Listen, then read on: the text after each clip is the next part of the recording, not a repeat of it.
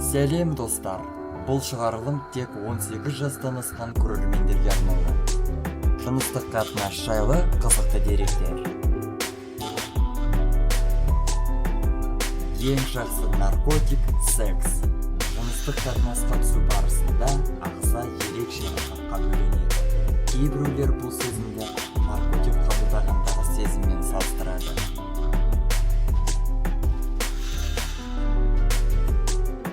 Ғалымдардың айтуы бойынша, күніне бір алмадан көп алма жеген әйелдердің жыныстық құлшынысы басқаларға қарағанда күштірек болады.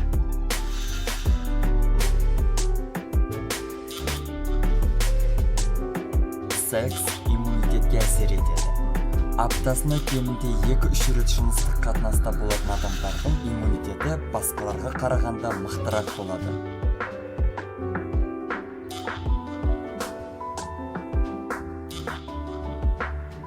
Әйелдер ерлерге қарағанда сексті жиі ойлайды. Әдетте қыз-келіншектер бұл тақырыпқа келгенде ұстамды әрі ұялшақ деп ойлаймыз. Бірақ ғалымдардың зерттеу нәтижесі бойынша ерлерге қарағанда әйелдер сексті жиі қалайды және ойлайды.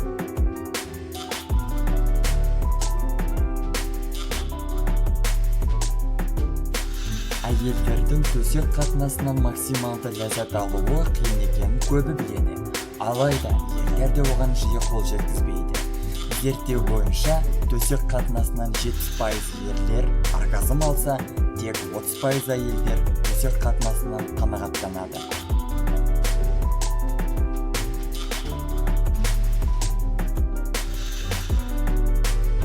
Әр жыныстық қатынастан кейін кіші дәретке барып отырған жөн. Бұл қуық инфекцияларының болуын төмендетеді.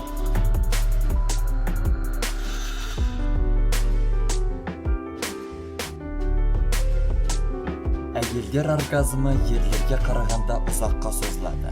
Әйелдердің орташа оргазм уақыты 20 секунд, ал ерлердікі шамамен 6 секунд.